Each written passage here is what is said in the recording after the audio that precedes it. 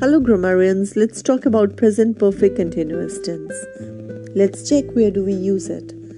First, it's used to express an action which began in the past and is still continuing, like it has been raining since 6 a.m. It is also used to express an action which is already finished but whose effects or result persists, like he is shivering because he has been bathing for an hour.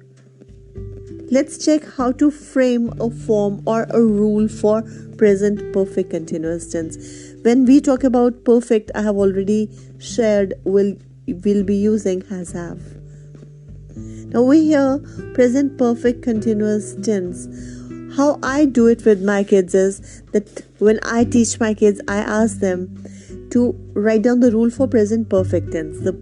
They write down the entire rule, like it's a subject plus has have plus third form of the verb plus object. Then I tell them create present continuous rule. Then they'll write down subject plus is plus first form of the verb ing plus object. Then I tell them to take the first half of present perfect, leave some space, add in the later half of present continuous and create a rule. So over here what they do is that they leave a vacuum in between, the linker they leave and the rest they finish off. The first half of present perfect is subject plus has have. They leave the vacuum in between and then they continue talking about present continuous, the later half of it. And for the later half of present continuous, they use first form of the verb ing plus object.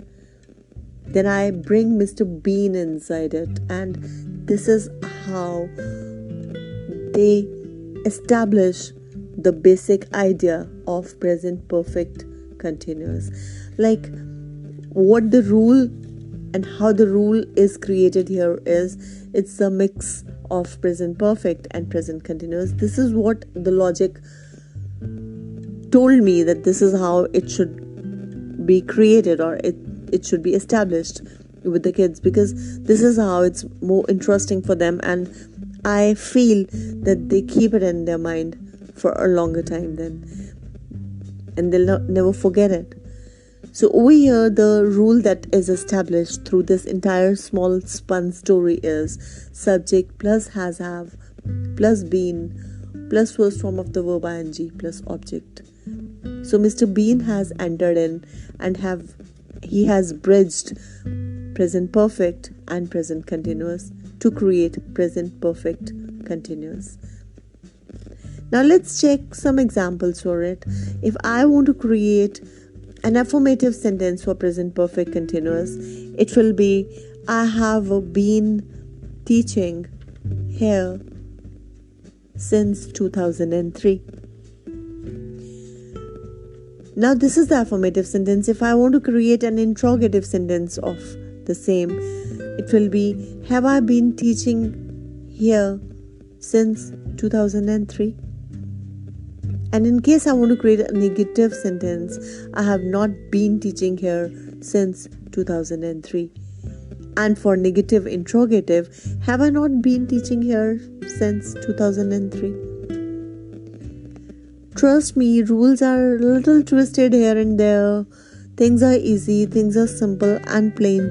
All we have to do is that we have to create some idea in our mind, get back, rehearse, revise, and keep in mind. Keep practicing. You can learn anything. Bye-bye. Hello grammarians, let's talk about past perfect continuous tense. It is used for an action that occurred over a period of time in the past, like the family had been living here for many years.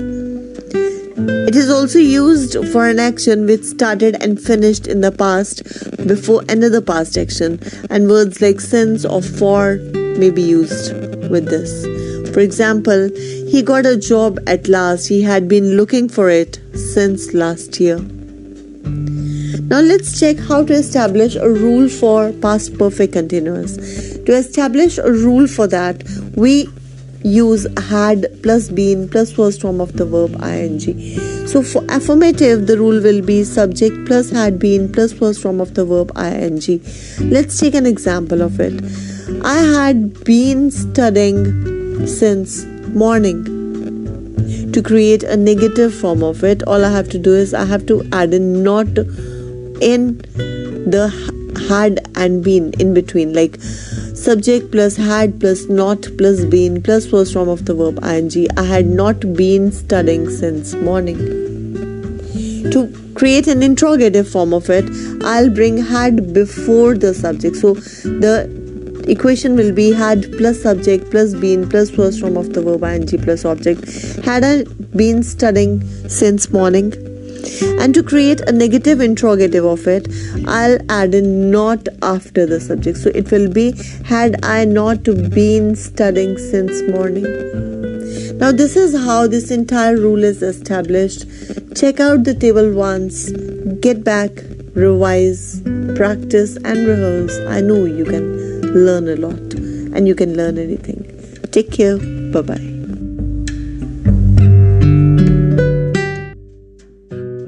Hello grammarians, let's talk about future perfect continuous tense.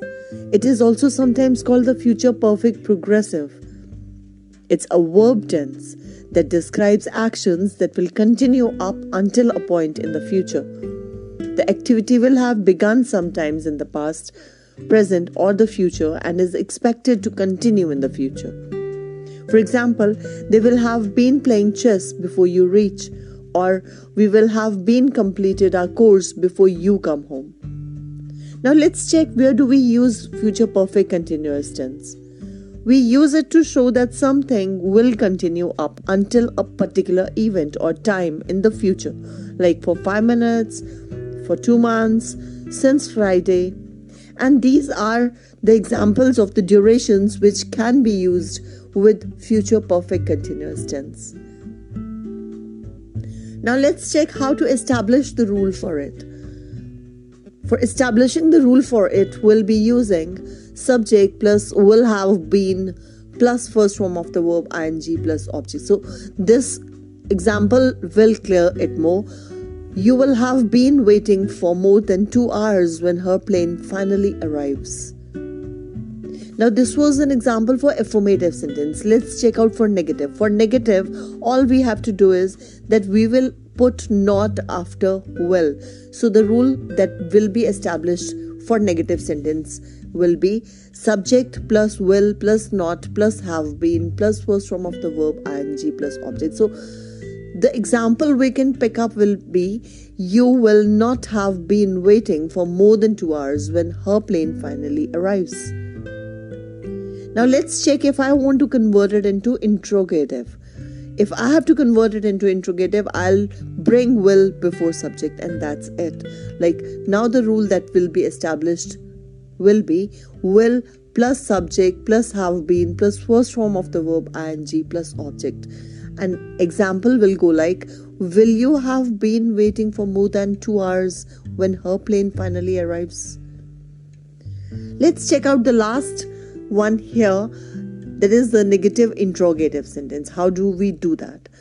Again, for negative interrogative, we just bring will before subject and will add not after subject. So the rule that will be established should be will plus subject plus not plus have been plus first form of the verb ing plus object. And the example for it should be, will you not have been waiting for more than 2 hours when her plane finally arrives? I hope when you will check out your table and when you will parallelize all the tenses that we have done in the past recordings and in the past videos, things will be easy for you because in the table things are put very clearly and the rules are established nicely.